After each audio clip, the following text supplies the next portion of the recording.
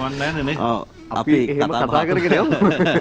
කතා බහ අතරතුරේම අපි මේ යලිත් සජීවව මුණ ගැහෙනවා.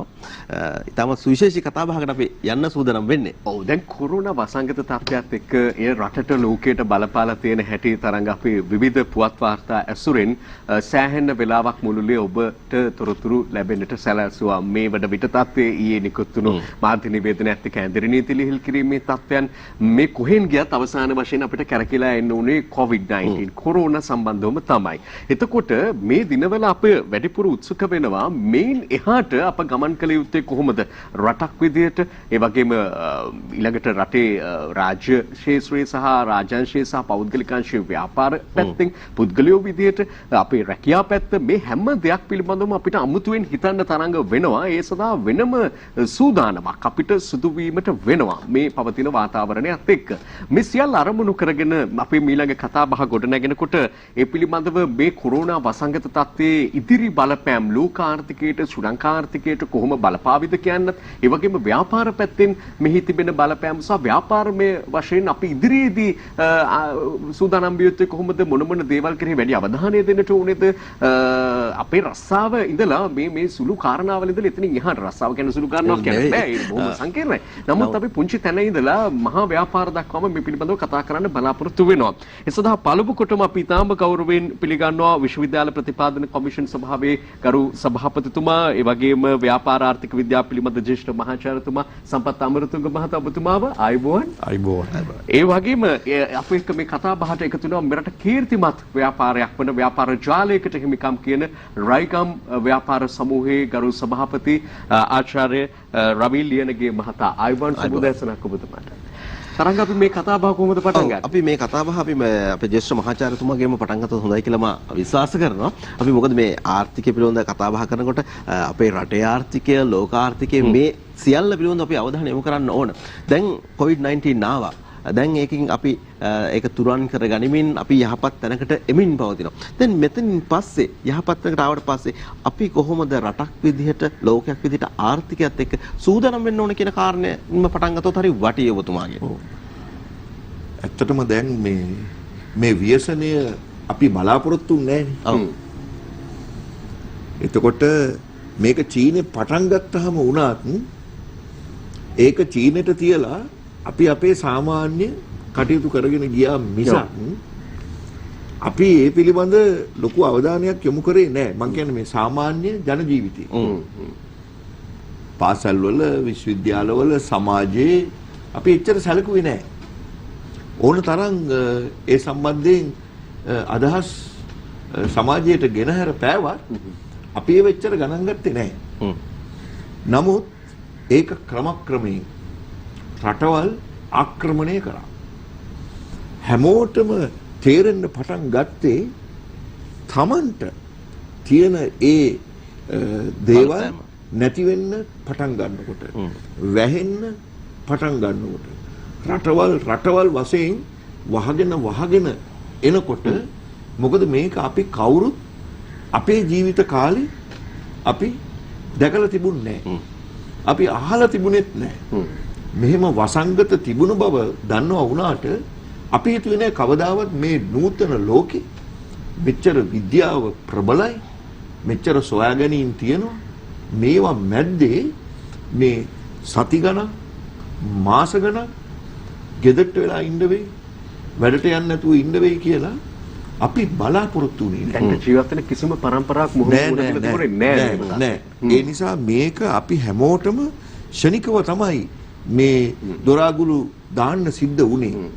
එතකොට චීනේ ගත්තොත් චීනේ කියන්නේ ලෝකයේ දෙවෙනි ආර්ථිකයට හිමිකම් කියන රට. වසර දෙකකට කලින් ඔවුන් ජපානය අභිබවා තමන්ගේ ආර්ථික ශක්තිය උඩට ගේනවා. ඒ නිසා ඔවුන් ප්‍රබලව ඇමරිකන් ආර්ථිකයේ පසුපස හඹා යන්නේ චීන ආර්ථිකය. එතකොට අවුරුදු 40කට පස්සේ චීන ආර්ථිකය 6.8කින් පළවෙනි කාර්තුවේ පහතට වැටෙනවා. චීන ආර්ථිකය කියන්නේ දැවැන්ත ආර්ථිකයක්. අපි වගේ පල්ලෙහා මට්ටමක ඉඳලා මේ ලෝකේ දියුණු යුරෝපයේ සම්පූර්ණයෙන්ම පරද්දලා ජපානෙත් පරද්දලා ජීවිතේට දියුණු කරන්න බැරි රටක් වශයෙන් තමයි බොහෝ ආර්ථික විද්‍යාඥයෝ චීනය හැඳින්වුවේ ඔවුන්ගේ තිබිච්ච මේ ජනගහන මේ ගැටලුවත් එක්ක. නමුත් අද චීන ආර්ථික විචලනය ලෝකේ හැම රටකටම බලපාන. ඒ න්‍යායන් චීනය බොරු කරා. අපේ කාලේ අපි විශ්වවිද්‍යාලේ ඉගෙනගත්ත න්‍යායන් අපි උත්තර ලියපු න්‍යායන් අද අපිට උගන්වන්න වෙලා තියෙන දරුවන්ට බොරු කියලා. ඒ වගේ ප්‍රාතිහාර්යයන් පාමින් ආපු චීන ආර්ථිකය අද 6.8කින් ඒ කියන්නේ 107ක ප්‍රමාණයකින් පහතට වැටෙනවා. කඩා වැටීම. එතකොට චීනය සාමාන්‍යයෙන් මේ කාර්තු වශයෙන් ආර්ථික වර්ධනය ගැන කතා කරන්නේ මීට අවුරුදු 30කට විතර කලින් ඉඳලා. එතකොට එදා මෙදා තුර මෙහෙම කඩා වැටීමක් චීන ආර්ථිකේ නැහැ. එතකොට ඇමරිකන් ආර්ථිකයත් මේ සෑම ආර්ථිකයක්ම යුරෝපයේ සමස්තයක් වශයෙන් පල්ලෙහාට යනවා. එතකොට ඒකට නොදැවෙනි වෙන්න ශ්‍රී ලංකා මහා බැංකුවත් ප්‍රකාශයක් කරා. අපි බලාපොරොත්තු වෙනවා ඍණ ආර්ථික වර්ධනයක් පළවෙනි මාස 3 කියලා.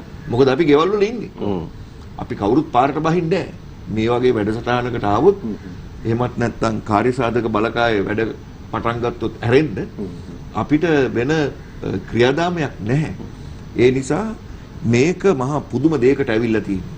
ඒ නිසා මුළු ලෝක ආර්ථිකයේම නිෂ්පාදනය විශාල වශයෙන් පහත යමින් තියෙනවා. ශ්‍රම වෙළඳපොළ තුල මිලියන ගණන් අපි හිටියේ ලෝක ආර්ථික අවපාතයක හිටියේ. ඒ කියන්නේ ප්‍රශ්න වලින් ගහණය වෙච්ච ආර්ථිකයක් තුල අපි ජීවත් වුණේ. ඒක ලෝකයක් වශයෙන් සමස්තයක් වශයෙන් ඒක තුලට තමයි මේ COVID-19 මේ ප්‍රශ්නේ ආවේ. ඒක මැද්දේ සමහර රටවල් පැහැදිලිව කිව්වා කරුණාකරලා අපේ රටෙන් එළියට යන්න. අපිට බලා ගන්න බෑ. මේ දේවල් කරන්නේ ලංකාව විතරයි. පාරට බැස්සොත් දඩ ගහන්නේ ඒකත් යම්කිසි මට්ටමක රාජ්‍ය ආදායමක්. දැන් අපේ සිද්ධ වෙන්නේ එයාව එක්කන් ගිහිල්ලා මාසයක් විතර කන්න පොඩ දීලා වෙන දණක තියාගෙන. එතකොට අනිත් පැත්තෙන් විශාල ආදායමක් නැති වෙනව විතරක් නෙමෙයි විශාල වියදමකුත් එනවා. එතකොට එක මිනිස්සයක් බේර ගන්න කටයුතු කරන රටක් ආවා. ඔව්. තමයි සහගතයි. ඉතින් මේ තියෙන තත්වෙත් එක්ක මම නම් දකින්නේ ලෝකේ සෑම තැනකම මේ වගේ ප්‍රශ්න ආපුවම තමයි ඒ රටවල් තමන්ගේ ශක්තිය අරගෙන ස්වාධීනව කටයුතු කරලා එකවන්ව රටක් කටයුතු කරලා හැම ભેදයක්ම පැත්තක තියලා ඒ රටවල් නැකිට ගන්න. හොඳම උදාහරණය තමයි ඒ කියන්නේ අපි කවුරුත් දන්න උදාහරණය තමයි ජපානය. දෙවෙනි ලෝක සංග්‍රහයේ බෝම්බ ගහලා මම අවුරුදු 7ක් 8ක් ජපානයේ එක දිගට ඉගෙන ගත්ත කෙනෙක්. ඒ නිසා ජපාන් මිනිස්සුන්ගේ හදවත් ඒ ජපාන් අයගේ ඒ කාලේ අය තාම ජීවත් වෙනවා. ඒ වයසක ඒ අයගේ අදහස් අපි දන්නවා. ඒගොල්ලෝ ඔක්කොම ජාතියක් වශයෙන් හිටියේ. ඒගොල්ලෝ මේ රටක් වශයෙන් හිටියේ. ඒගොල්ලෝ මේ ජපාන් කොඩිය ගැහුවට පස්සේ ඒගොල්ලන්ට ආයි වාද ભેද නැහැ. ඒගොල්ලෝ ඉන්නේ එතන. ඒක පෞද්ගලිකාංශෙත් රාජ්‍යාංශෙත් ඕනම තැනක ඉස්සලා තියෙන ජපාන් කොඩිය තමයි. ඒක දැම්මට පස්සේ ආයි වෙන කවුරුත් නැහැ. ඉතින් ඒ නිසා මං හිතනවා මේක අපි දැන් එක්තරා තැනකට ආවා. එතකොට අපේ රටේ නොතිබිච්ච දෙයක්. ඒ තමයි සමාජය තුල විනය.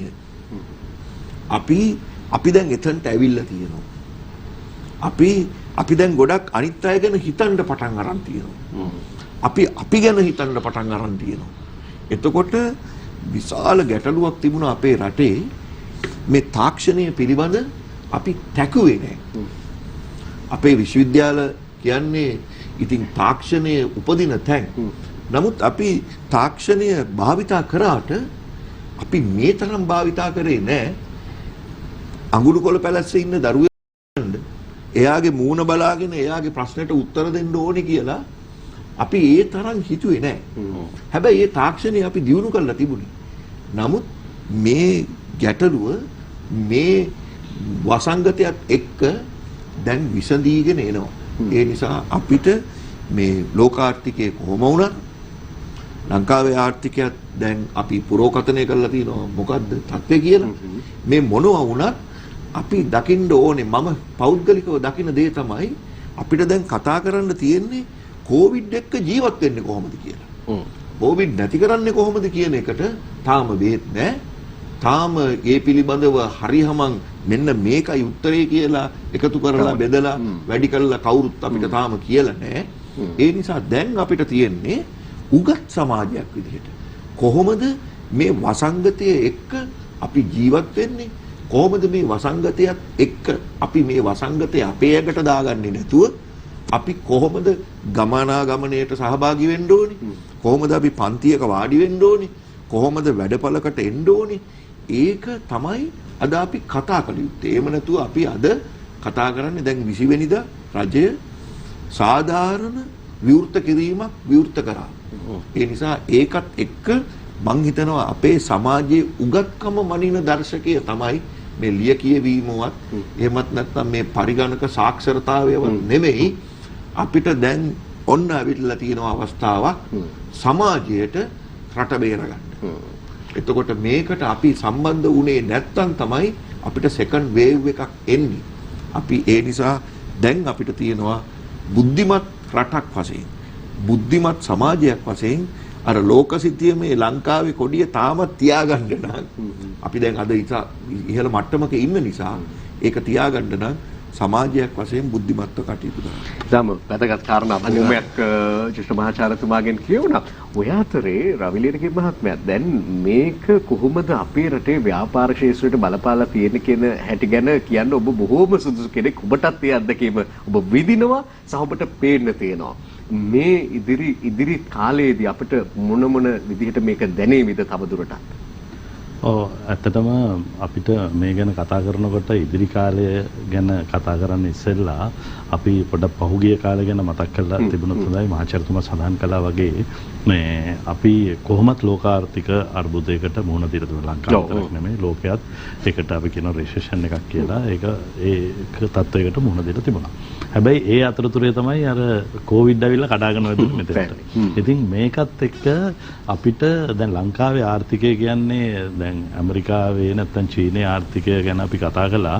ඒවත් එක්ක කතා කරනකොට සමහරලාවට ඇමරිකාවේ වගේ චීනෙත් ඉතින් ඒ වගේ තමයි ඇමරිකාවේ එක කම්පැනි එක තියෙන ආර්ථිකය අපේ වගේ 25 ගුණයක් විතර තියෙන කම්පැනි තියෙනවා.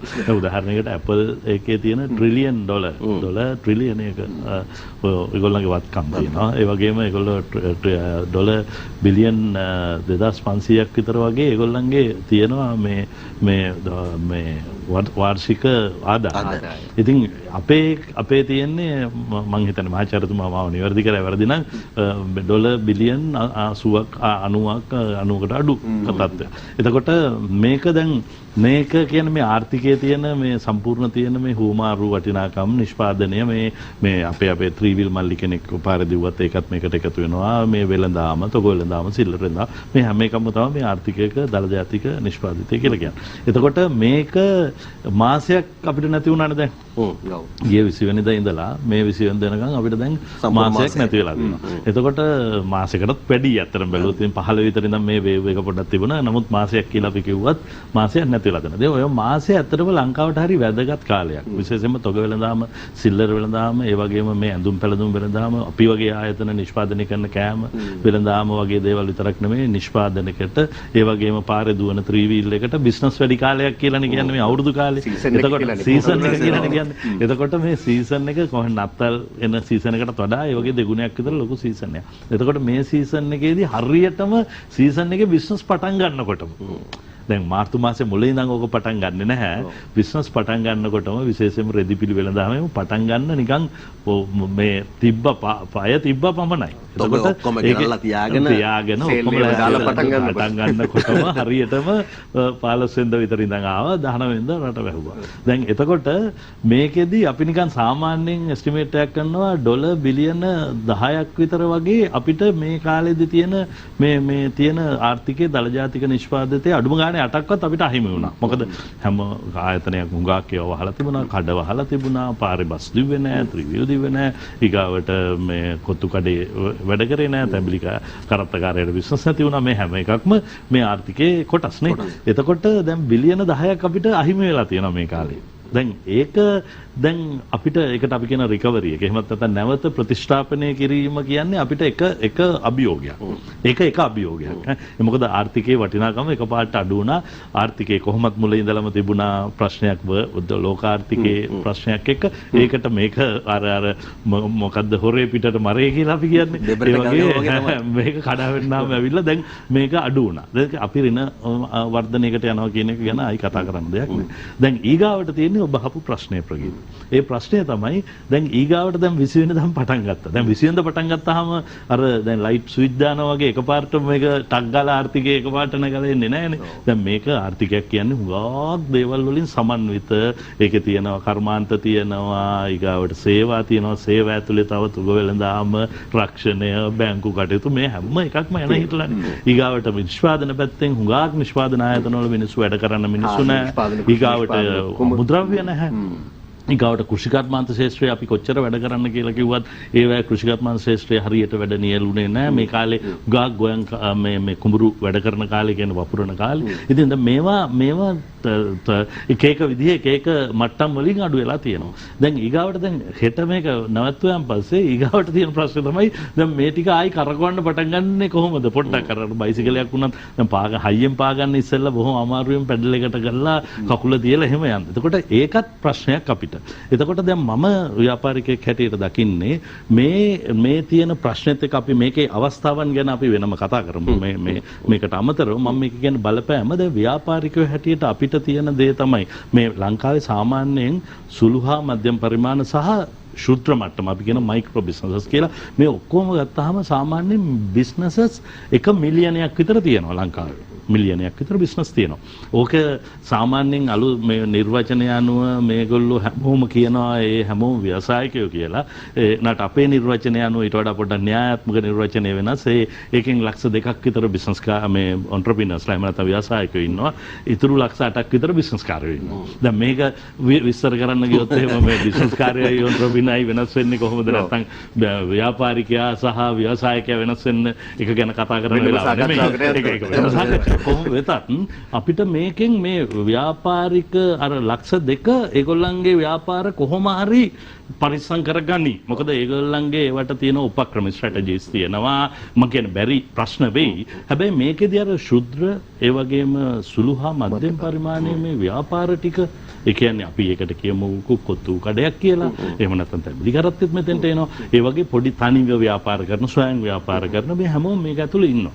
ඒතරට ඒගොල්ලෝ සාමාන්‍යයෙන් අර ලක්ෂ 2 ඉන්න අර ව්‍යවසායකයෝ සහ එන්ටර්ප්‍රයිසස් කියලා අපි කියනවා. ඒ ටික ඇරුණාම මේ ඉතුරු ලක්ෂ 8 සාමාන්‍යයෙන් මිලියන 2.5ක් විතර වගේ සේවකයොත් ඉන්නවා. තමන් සේවකයෙක් වැඩ කරන කෙනා. ඊගාවට අපි නිකන් සරල උදාහරණයක් ගත්තොත් අපි නිකන් පාරේ තියෙන මොන හරි වෙළඳ සැලක් ගත්තොත් ඒකේ වෙළඳාම් කරන ගෑනු ළමෙක් ඉන්නවා. තව කවුරු හරි වැඩ කරන ගෝලෙක් එතන ඉන්නවා. ඉතින් මේ හැමෝටම දැන් තමන්ගේ රැකියාවල් අහිමි වෙලා තියෙනවා. දැන් අපිට මෙතෙන්දී බලා ගන්න ඕනේ මේ ව්‍යාපාරිකයෝ හැටියට මට තියෙන ප්‍රධානම දේ තමයි මේ ශුද්‍ර ඊගාවට සුළු හා මධ්‍යම පරිමාණ ව්‍යාපාරිකයෝ තමයි ප්‍රධාන වශයෙන්ම මේකට මුහුණ දීලා තියෙන්නේ. දැන් උදාහරණයක් හැටියට අපි ලංකාවේ විශාලතම සෝයා නිෂ්පාදකයා. මේ සෝයා කියලා අපි කියන්නේ සෝයා මීට් කියලා කියන්නේ. දැන් අපි ගාව අපිට අඩුම ගානේ මාස 2කට විතර අපි ගාව අමුද්‍රව්‍ය තියෙනවා. මොකද අපි මේ සීසන් එකට නැත්නම් මේ කාලය පරිච්ඡේදයට අපි සූදානම් වුණා. ඒවා ඉතින් බඩු ඕඩර් කරන්නේ පෙබරවාරි නැත්නම් ජනවාරි වල.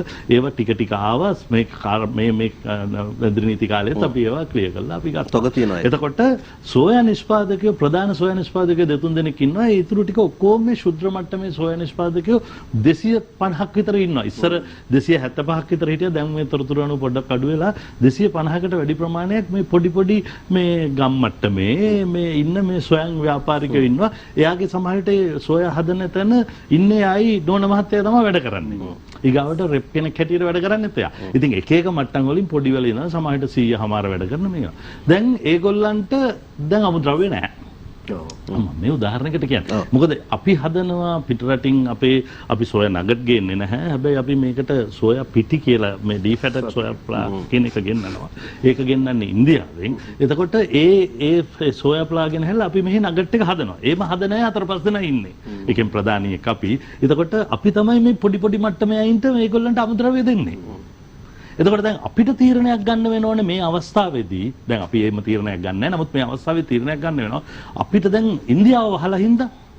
මොකද මේ GM non GMO කියලා අපි කියන්නේ මේ අර GM products කියලා කියන්නේ genetically modified කියලා කියන්නේ ඒක නැති හින්දා ඇමරිකාවේ තියෙන අඩුවට. නමුත් ඇමරිකාවෙන් ගේන්න බෑ. ඉන්දියාවෙන් තමයි මේක ගේන්නේ. එතකොට ඉන්දියාව වහලා නේ. නිකම් බලන්නකෝ. ඉන්දියාව වහලා දැන් ලබන 3 වෙනිදා විතරනකම් 4 වෙනිදානකම් මේක වහලා තියෙයි. හැබැයි ඒවයි කර්මාන්තශාලා ඔක්කොම නැවතිලා. දැන් එතකොට මේ ඔයිල් මිල්ස් වල තමයි මේක හදන්නේ. මේ ඔයිල් හදන සෝයා ඔයිල් හදන ඒක තමයි ප්‍රධාන දේ. ඔයිල් එක්ස්ට්‍රැක්ට් කරලා ඊටු ටික තමයි ෆ්ලයි හැටියට ගන්න. ඔයිල් එක සෝයා බන්න බෑ නිකන් සෝයා ඇට කුඩු කරලා ගන්නව නෙමෙයි. එතකොට ඒ ඔයිල් මිල්ස් වැඩ කරන්නේ නැහැ. ඒවා මහා පරිමාණ දවසකට මෙට්‍රික් ටන් 300 400 හදන ඔයිල් මිල්ස්. ඒ කියන්නේ මේවට කරන තෙල් මෝල් කියලා අපි කියමු. එතකොට මේවා වැඩ කරන්නේ නැති වුනහම දැන් ඒක වැඩ කරන්න පටන් අරගෙන නිෂ්පාදනය එනකොට මේ ලෝකේ හුඟක් රටවල් 40කට විතර ඉන්දියාව යවනවා මේක. දැන් මේ හැම රටකම මේ ඉල්ලුමක් නිර්මාණය වෙලා තියෙනවනේ. එතකොට සමහර විට අපිට ස්ටොක්ස් එන එකක් නැහැ. පටන් ගත්තත් මාසයක් හමාරක් යනකම්. දැන් එතකොට මම ව්‍යාපාරිකයෙක් හැටියට ව්‍යාපාරික තීරණයක් ගන්නකොට මා ගාව තියෙන අමුද්‍රව්‍ය ටික මම පරිස්සම් කරගන්න වෙනවනේ. එතකොට දැන් අර ශුද්ධ මට්ටමේ ව්‍යාපාරිකයට මොකද වෙන්නේ? දැන් එයා මොනවද පැක් කරන්නේ?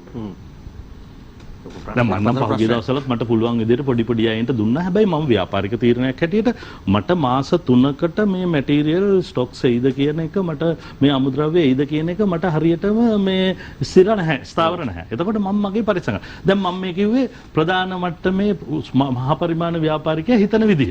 එතකොට එයාගෙන් යැපෙන අපි දැන් සෝයාර තියෙන චංක් එක එහෙම නැත්නම් මීට් තියෙන ටික විකුණලා යැපෙන අපෙන් ඉන්නවා 100ක් විතර ඍජුව ගන්න යත් ඉන්නවා වක්‍රව පිටකොටුවේ මාකට් එකට අපිට දැම්මයන් පස්සේ නැත්නම් වෙන තැන්වල අපේ ඒජන්ට් මහතුරුන්ගෙන් ගන්න අය ඉන්නවා. දැන් ඒගොල්ලන්ට මොකද වෙන්නේ?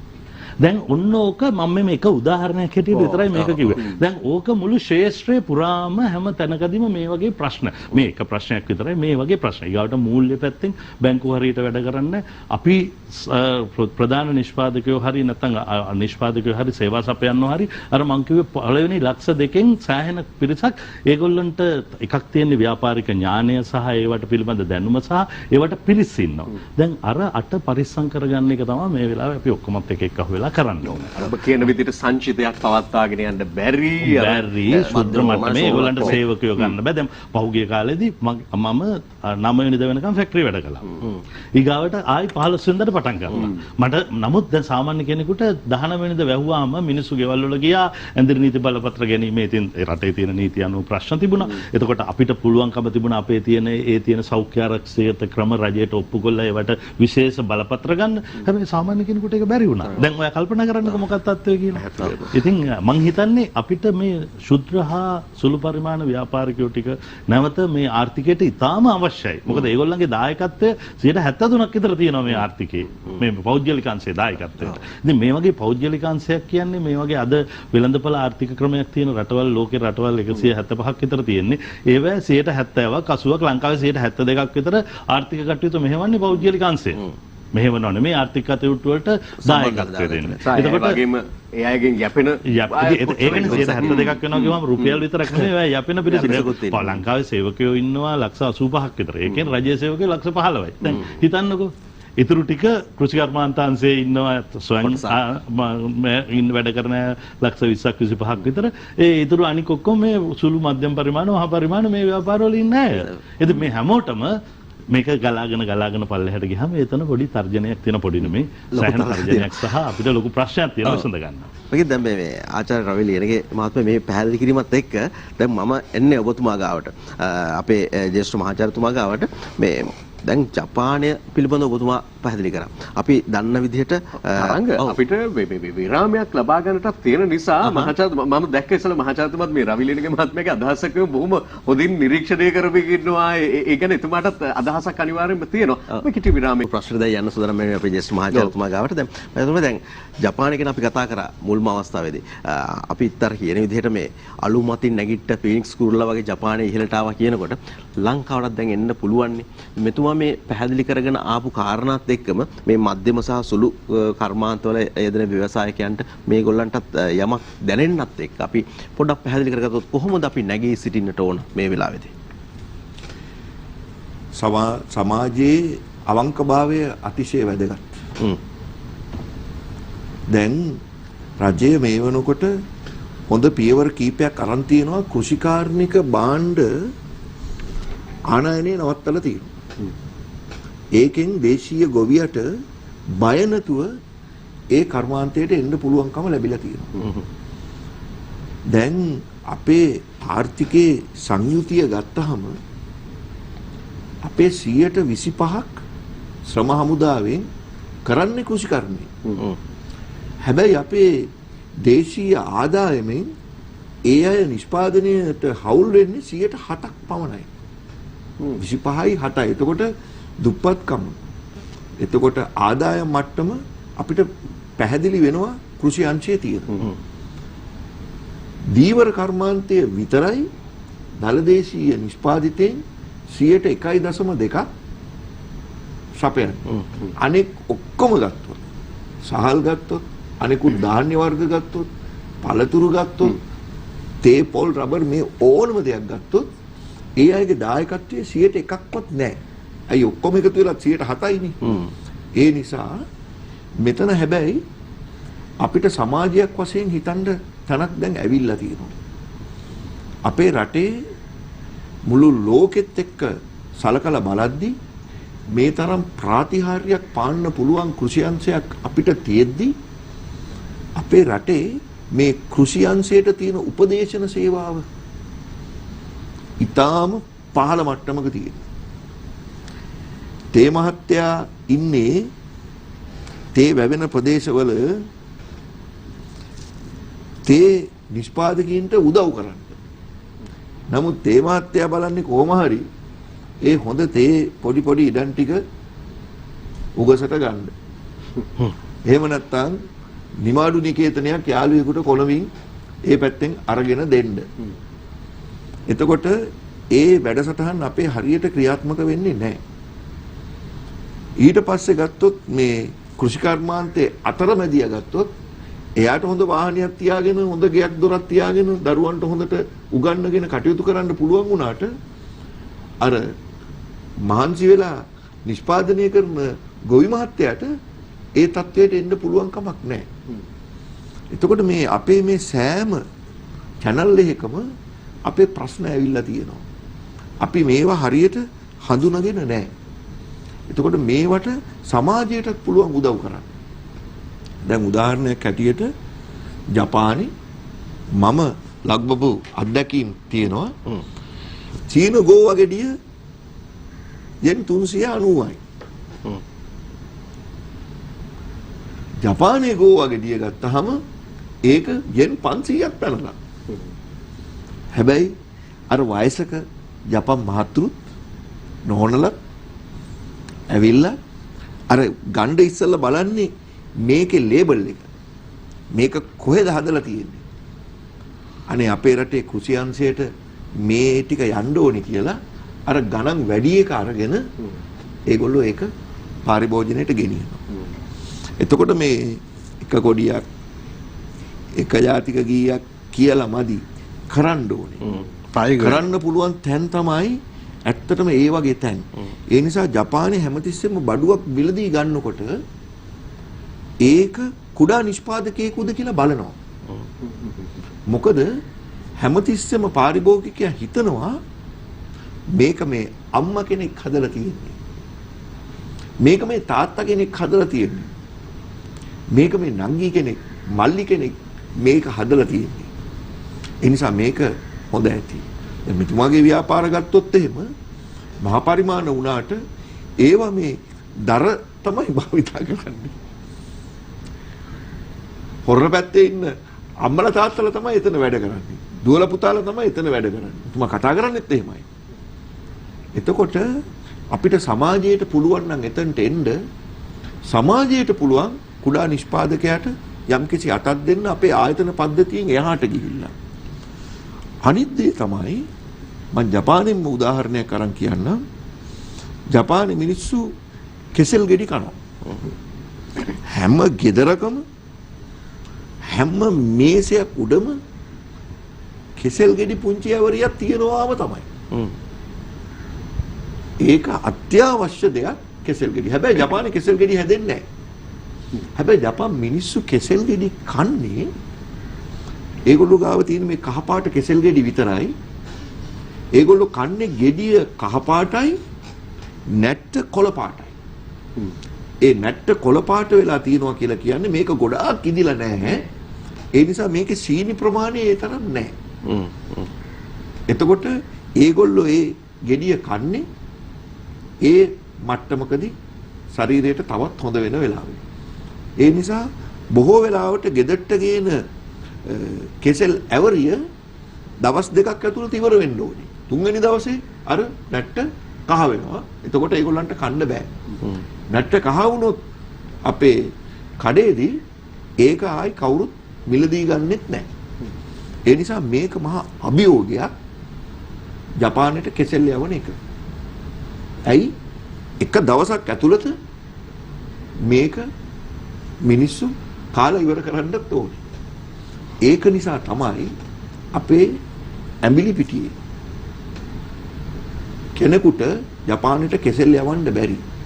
මොකද හේතුව අපේ ඇඹිලි පිටියේ ඉන්න ගොවි මහත්තයෙක් දන්නේ කවදද මේ කෙසෙල් කන කපන්න ඕනේ.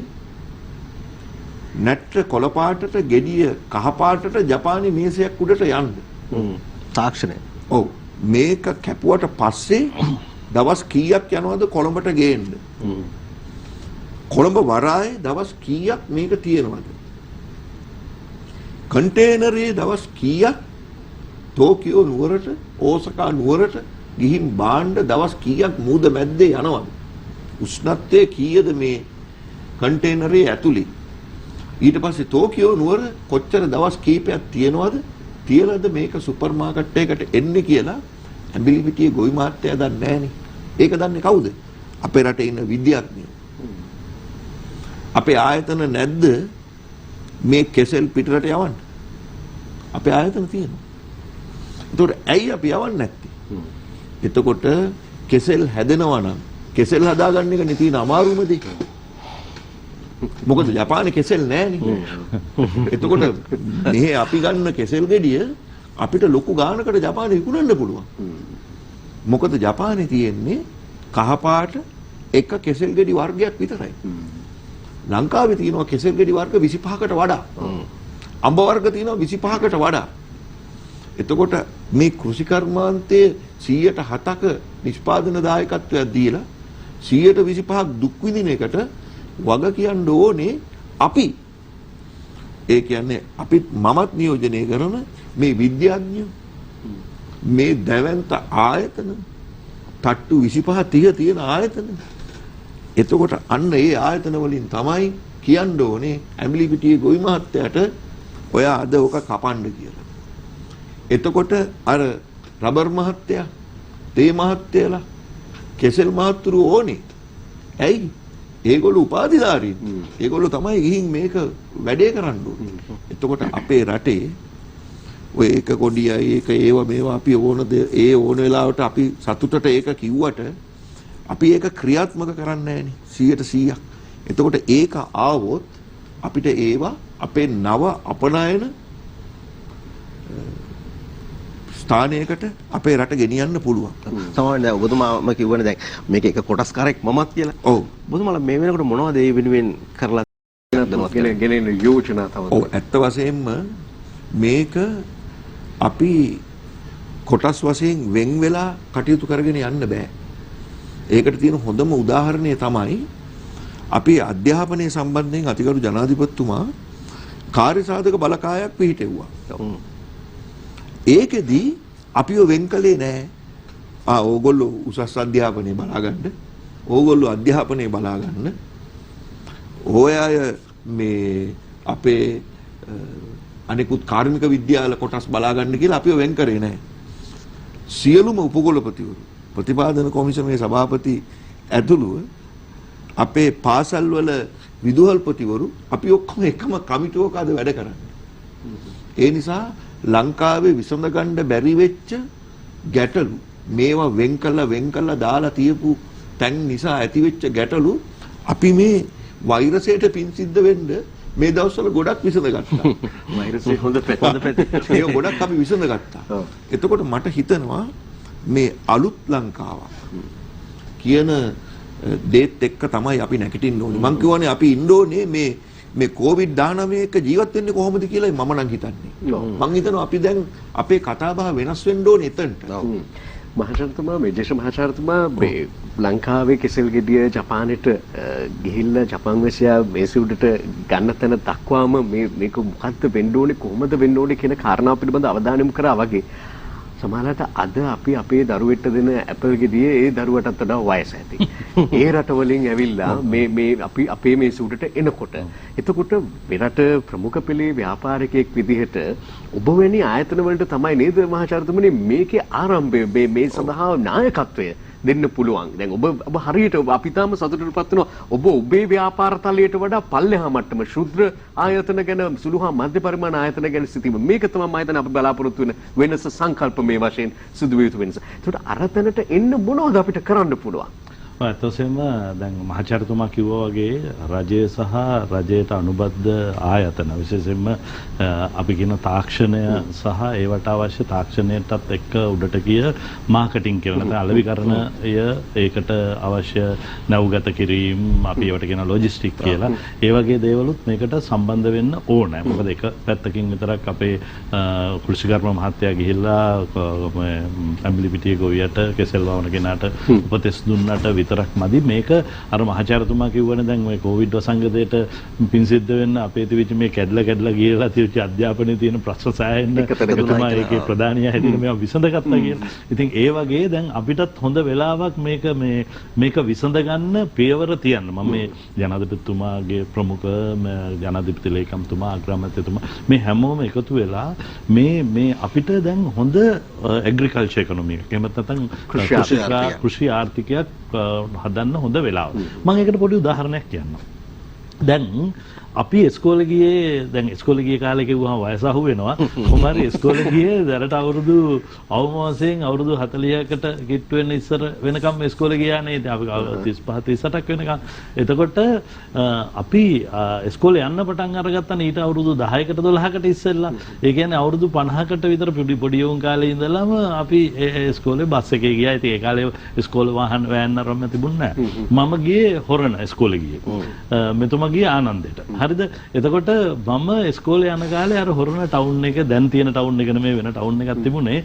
ඒ ටවුන් එකේ තිබුණා මේ මොනවද පීනට් අපි කියන්නේ රටකජු කරත්තයක්. රටකජු කරත්තයක්.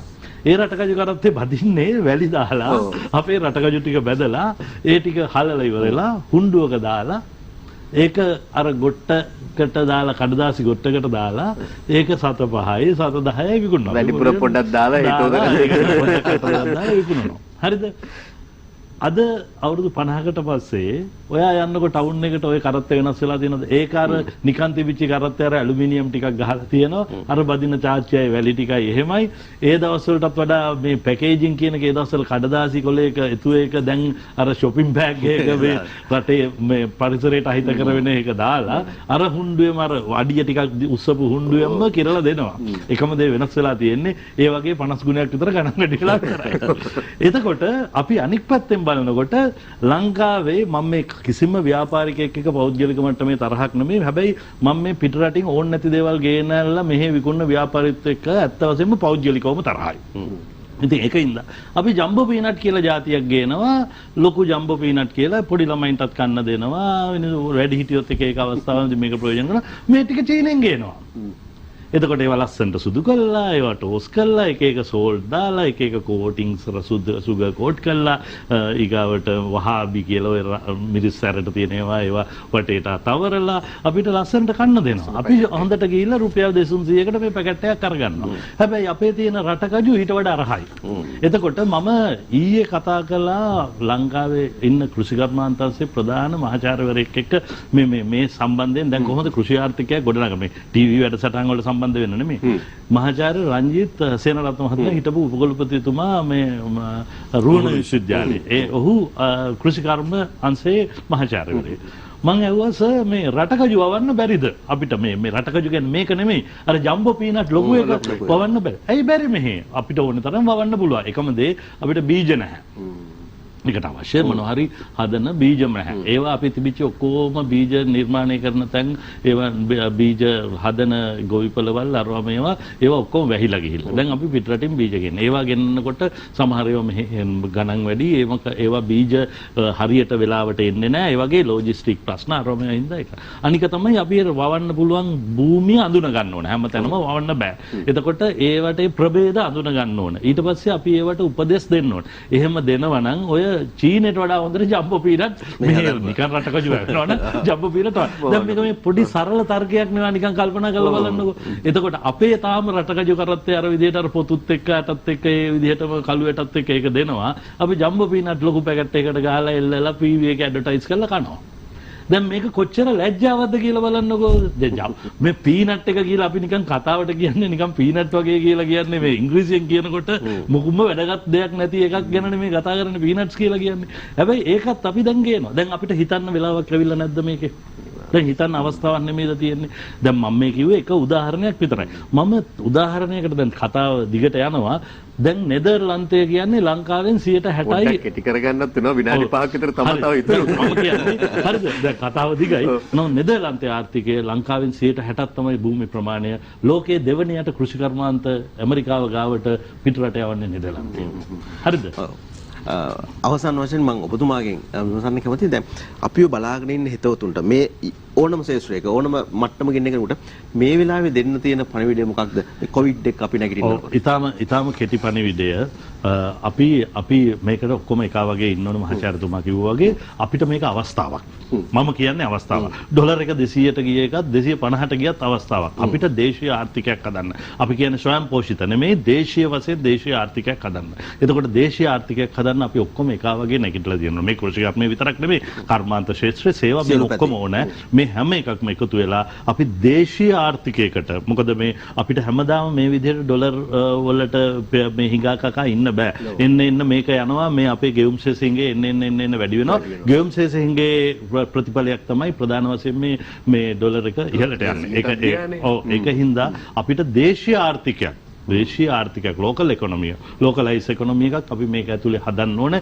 ඒක හදන්න පුළුවන් අපිට. අපේ මිනිස්සුන්ට ඒ ශක්තිය තියෙනවා. අපේ මිනිස්සුන්ට හැකියාව තියෙනවා. ඒක හින්දා අපි ඔක්කොම එක්කහුව වෙලා මේක එකපාරට වීල් එක කරකවන්න බැරි වෙයි. හැබැයි අපි ඔක්කොම එකතු වෙලා මේක රටක් හැටියට නැගී හිටින්න අවස්ථාවක්. මොකද අනික් අය තව මාස දෙක තුනක් යයි ඔක්කොම නැගිටිනකොට ලොකු ආර්ථිකය. එතකොට අපිට වැඩ පටන් ගන්නවා. ඔව් ඔබතුමාගෙන් මේ දැනගන්න කැමතියි මේ බොහොම කෙටි පිළිතුරක් අවසන් වශයෙන්. ඒ සමහර රටවල් අපිට වඩා බැටකාපු මේ කොවිඩ් වලින් බැටකන තවමත් එහට ආර්ථිකයේ සිස්ටම් එකක් තිබුණ නිසා යාන්ත්‍රණයක් තිබුණ නිසා ඒ අය කොහමරි අල්ලගෙන ඉන්නවා කියලා කියනවා කාටත් බලපෑම් වුණාට. හැබැයි ඔබ කියපු කාරණා ඇතුලේ තිබුණා අපිට ක්‍රමවේදයක අවශ්‍යතාවය ආර්ථිකයේ උඩ ඉඳලා පහළටම. ඒකට මේ පොඩි වෙලාවකින් විස්තර කරන්න බෑ කොහොමද කරන්න ඕනේ කියලා. ඒකට බොහොම සරලව අපි කොතනින් පටන් ගත්තද කියන එක ගැන මම හිතන්නේ ඔබට අදහසක් තාම කෙටියෙන් කියනවනම් අපි හැමෝටම ලොකු වගකීමක් දැන් පැවරලා තියෙනවා මේ தත්ත්වය යටතේ. හැම කෙනෙකුටම බාල මහලු තරුණ හැම කෙනෙකුටම තියෙනවා. කෙටියෙන් කිව්වොත් මම විශ්වවිද්‍යාල ප්‍රතිපාදන කොමිසමේ සභාපති වශයෙන් මට තමයි පැවරලා තියෙන උපකුලපතිවරුත් එක්ක එකතු වෙලා මේ අධ්‍යාපනයේ කඩන්න නැතුව ළමයින්ගේ මම අවුරුදු 3ක් ගෙදර හිටපු මිනිස්සේ 87 89 මෙතුමාලා අපි ඔක්කොම එක්ක. හැබැයි අපි වෙන දේවල් කරගත්තා ඒ කාලේ. හැබැයි ඒ දුක අපි දන්නවා. ඒ නිසා මගෙන් බලාපොරොත්තු වෙන්නේ අර කවුරුත් නැති කාර්යාලයක ගිහිල්ලා දැන් උදේ ඉඳලා රැය වෙනකන් වාඩි වෙලා ඉන්න එක නෙමෙයි. ඊට වඩා ලොකු වගකීමක් මට තියෙනවා මේ අධ්‍යාපනය කොහොමද කෙසේ හෝ දරුවන්ට නොකඩවා ගෙදරට ගෙනියන්නේ කියන එක. ඒතර ඒක තමයි මට තියෙන වගකීම. තව තියෙනවා. පරිශනාගාර ඔක්කොම නවත්තලා දැන් තියෙන්නේ. ඒවා ජාත්‍යන්තර පරිශන. අපි පරිශන නවත්තපු නිසා ලෝකේ අනිකුත් පරිශන විද්‍යාගාරවල යන්න බෑ. අනිත් දවසේ ඒගොල්ලෝ අපිව ගන්න නැහැ. ඇයි අපි මේ වගේ තත්ත්වවල වලදී පරිශනාගාරක් වහන නිසා. එතකොට ඒව ටික කොහොමද සම්බන්ධ කරගන්නේ ජාත්‍යන්තරයත් එක්ක? එතකොට මේවා ටික අතහැරලා දාලා මම පොඩි දෙයක් කළා හරියන්නේ නැහැ. සමහරු කියනවා මම ඔෆිස් එකෙන් එනකොට ලයිට් එක නිවලා එන්නේ කියලා. නෑ අපි ලයිට් එක නිවන්න ඕනේ නෑ. එතන කවුරු හරි ලයිට් එක නිවලා අපිට උදව්වක් කරයි. අපෙන් බලාපොරොත්තු වෙන්නේ ලයිට් නිවලා යන්න නෙමෙයි. දැවැන්ත ව්‍යාපෘති මේ රටවල් නැකිටන මහා ව්‍යාපෘති. ඉතින් ප්‍රතිපාදන කොමිසමේ සභාපති කියලා මම පුටුව ආයි මෙහෙම තියෙන එකට වඩා එහාට ගිය දෙයක් මගෙන් බලාපොරොත්තු වෙනවා. අන්න ඒ යුතුයකම අපි කරන්න ඕනේ. දැන් මම එකම උදාහරණයක් ගත්තොත් අපි යම් තරකදී අසාර්ථක වුණේ ඇයි කියලා මම පැහැදිලි කරොත් දැන් අපේ සෑම හන්දියකම තිබුණා සිල්ලර කඩ. ඒවැ හිටියේ මුදලාලිලා. සමහරු කලිසම් ඇඳලා, සමහරු සරන් ඇඳලා, සමහරු බැනියන් ඇඳලා, සමහරු ෂර්ට් එක නැතුව මේ හැමතැනම හිටියේ මුදලාලිලා. අපේ ගම් දනව් නගරේ හැම තැනම උගේගොඩ හන්දියේ ඉඳලා ඒගොල්ලෝ තමයි හිටියේ. ඒගොල්ලෝ එක දවසකින් නැති වුණා ඒ හන්දියට සුපර් මාකට් එකක් ආවට පස්සේ. ඇයි උනේ? ඒගොල්ලෝ තමන්ගේ ගුණාත්මක භාවය වැඩි කරගත්තේ නැහැ. ඒ කට්ටිය මොකද කරේ? එක්කෝ පඩිය හාරනවා. පඩිය හාරලා අර පාරිභෝගිකයට අඩු දෙයක් දීලා යම්කිසි ගසා කෑමක් කරන්න කඩේ ඇතුලේ ඒගොල්ලෝ බලාපොරොත්තු වෙනවා. එක්කෝ මන්න පිහියෙන් අර තරාදිය තද කරලා අඩුවෙන් ගාණක් අර පාරිභෝගිකයට දීලා ඒකෙන් ගසා කන්න බලනවා. එතකොට අපි අර ගස් ලැබුවට දාලා පටන් ගත්ත ඒ ව්‍යාපාරය ගම්බිරිස් වලට අද මඤ්ඤොක්කයකට ඉඳලා අද හැම දෙයකටම ඇවිල්ලා ඊයේ තමයි හවුනේ මේ මුළු රටේම කහ හිඟයක් තියෙනවා. හරි. එතකොට පාම් පිටි වලට ඒවා කහ ගන්නලා ඒව විකුණනවා කහ කියලා. මේ ඔක්කොම පිළිකා හැදිලා මිනිස්සු මරණ වැඩ මේ කරන්නේ. නමුත් අපේ මිනිස්සු මේවා කරනවා. ඒ නිසා අපිට ලොකු වගකීමක් තියෙනවා රටක් නැගිටින්න නම් රටක් හදන්න නම් අපි හැමෝටම තාත්තට තියෙනවා කාර්යභාරයක්, අම්මට තියෙනවා කාර්යභාරයක්, දරුවන්ට තියෙනවා කාර්යභාරයක්, සියලාච්චිලට තියෙනවා, සහෝදර සහෝදරියන්ට තියෙනවා, අසල්වාසීන්ට තියෙනවා, ජනාධිපතිතුමාට තියෙනවා, රජයට තියෙනවා, මේ හැමෝටම තියෙනවා. අපි අන්නේ වගකීම අරගෙන අර ලයිට් එක නිමල යනවා වගේ පොඩි වැඩක් කරලා ලක්ෂ ගානක පඩියක් අරගෙන වැඩක් නැහැ. ඒ නිසා ඒ දේ අපි ඇඟට ගන්න ඕනේ. ඒ දේ අපේ හිත තුළ තියෙන්න ඕනේ. අපි ඒ දේ කරනවා කියලා අනිත් මිනිස්සුන්ට තේරෙන්න ඕනේ. දකින්න ඕනේ. ඒක කරලා අපි අවංකව ඒ දේ කරොත් හිරෝෂීමාවෙන් පස්සේ නගසාකි වලින් පස්සේ කතන්දරේ ලංකාව වෙයි. කතන්දරේ ලංකාව වෙයි. අපි නැගිටීමත් එක්ක. එතන තමයි අපේ හෙට ඔබ කියන ඒ කතන්දරේට අපට යන්නට ලැබේවා කියන ප්‍රාර්ථනාවෙන් මේ සාකච්ඡාවට නිමාව තබන්නේ. හැබැයි මෙතුමන්ලා දෙදෙනාම මතු කරපු කාරණා අපි ඉදිරියට රැගෙන යා යුතුයි. ඒ නිසා අපි සතියන්තයේ උත්සාහ කරනවා මෙවැනි විද්වත් සාකච්ඡාවක් තුළින් රට අවදි කරන්න, රටේ සෑම පාර්ශවයකටම ගෙන යා හැකි පණිවිඩය මාධ්‍ය විද්‍යාවට අරගෙන යන්න. බොහොම ස්තුතියි විශ්වවිද්‍යාල ප්‍රතිපාදන කොමිෂන් සභාවේ ගරු සභාපතිතුමා ජ්‍යෙෂ්ඨ මහාචාර්ය සම්පත් අමරතුංග මහතා ඔබතුමාටත්, ඒ වගේම රයිගම සමූහ ව්‍යාපාරයේ ගරු සභාපතිතුමා ආචාර්ය රවි ලේනගේ මහතා ඔබතුමාටත් මේ පැමිණීම මේ කාලය මේ දීපු අදහස් ඉතාමත්ම වැදගත් වේ විතරංග රටේ අනාගතයට අපි කාගේත් අනාගතයට. ඔබතුමාලට ස්තුතිවන්ත වෙමින් අපි තාමත් කෙටි විරාමයක් ලබා ගන්න සූදානම් වෙනවා. තවත් බොහෝ දේ ඔබ වෙනුවෙන් සූදානම් කරලා තියෙන්නේ.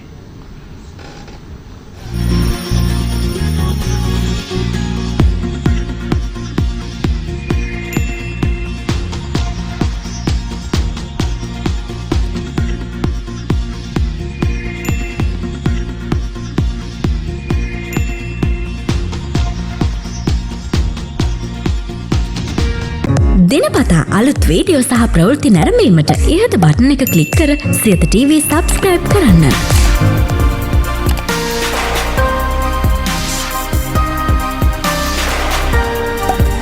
අලුත් වීඩියෝ ගැන මුලින්ම දැනගන්න මෙම සීනුව ක්ලික් කරන්න.